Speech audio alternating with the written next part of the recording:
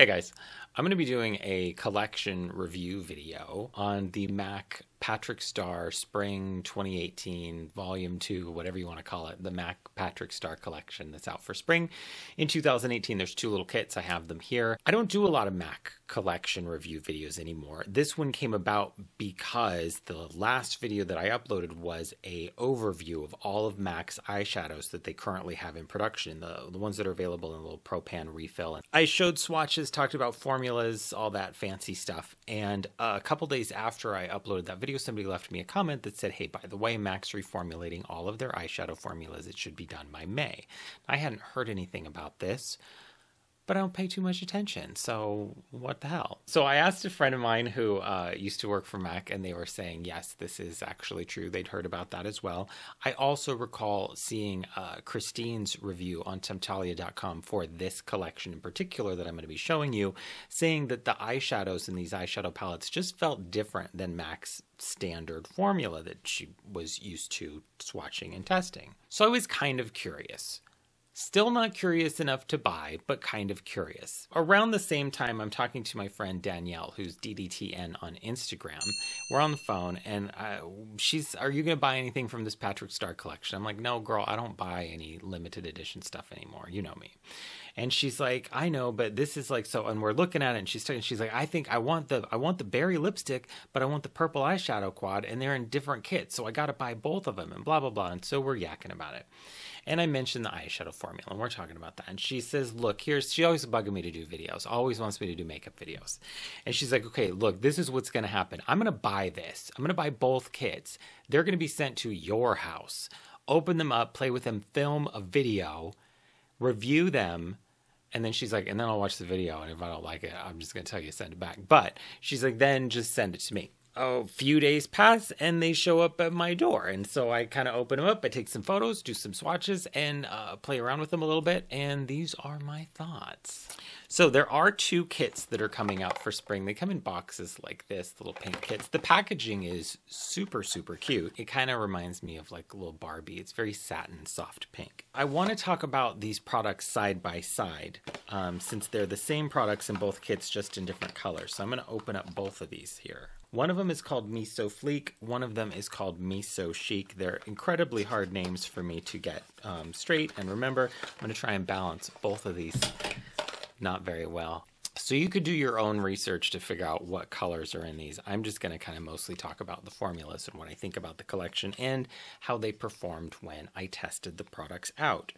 I'm going to start with the eyeshadow palettes. When I'm looking at them, what I see is one is more geared toward cool-toned complexions and one is more geared toward warm-toned complexions. That doesn't mean that you can't use them interchangeably. It's just sort of what I see when I look at them. And the Miso Chic kit to me seems more warm-toned. The Miso Fleek kit seems more cool-toned.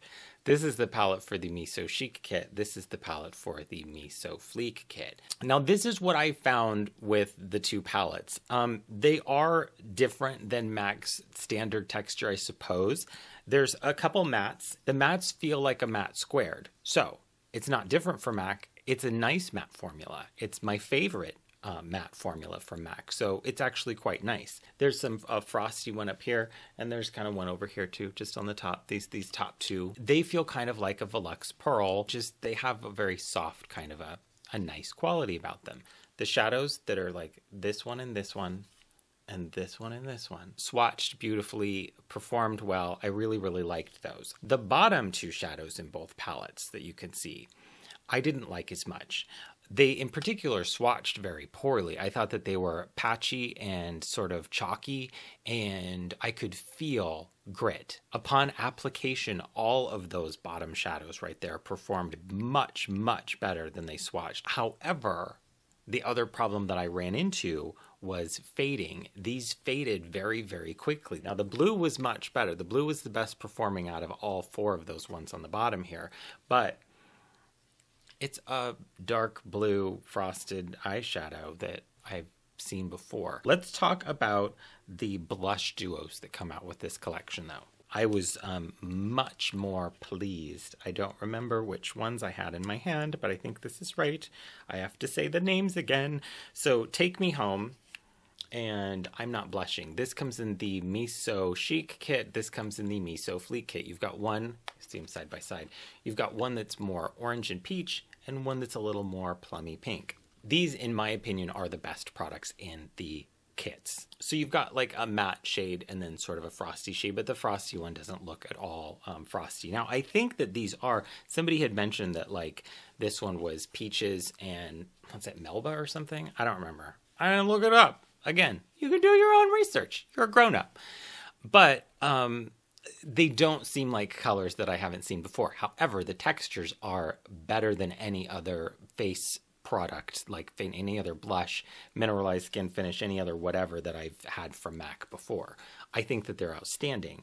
I actually think that these are worth the $50 price tag of the kits.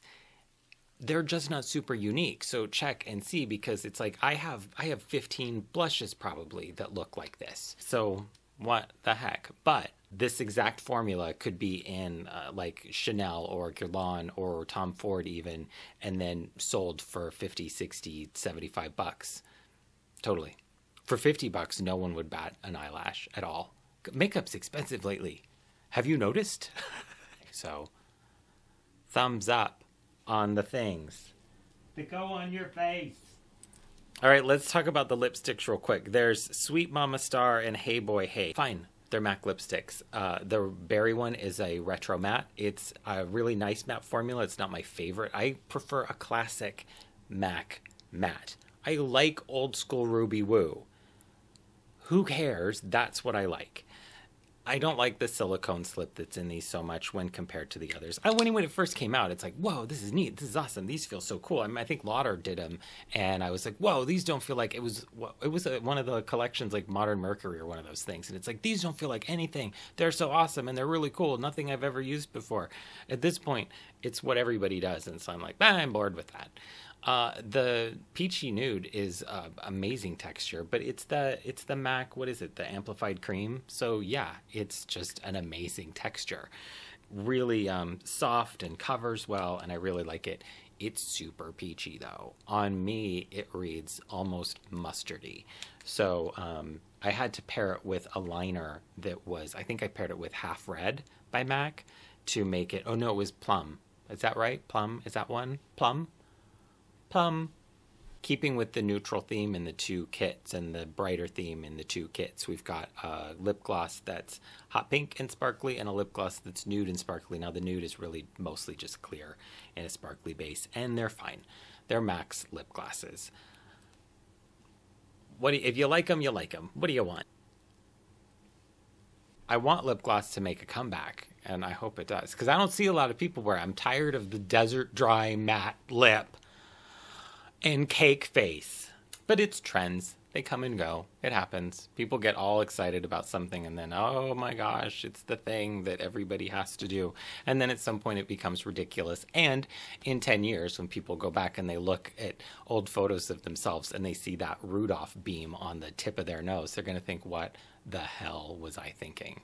And I'm going to be going, no, we were all thinking it at the time. Yeah. But this is, we're just talking privately. This is a nice private conversation, so we can talk about these things. All right, guys, that's it. Thanks so much for watching. I hope that this was fun and educational and informative and helps you when you go shopping. Check out the MAC eyeshadow overview video. I believe that the colors are mostly the same. I mean, oh my God, it took me so long to buy all these eyeshadows, and then as soon as I did the video, they went and reformulated everything. And I joked all week when I was doing the swatches and I was doing the video. I was like, as soon as I upload this, they're going to change it. As soon as I upload it, they're going to change it. I know they are. And then they did. I have powers. I am a witch of Eastwick. There's a good question. Which of the witches of Eastwick would you be? I would be Cher. Which one would you be? All right, guys. Thanks so much for watching. I'll see you later.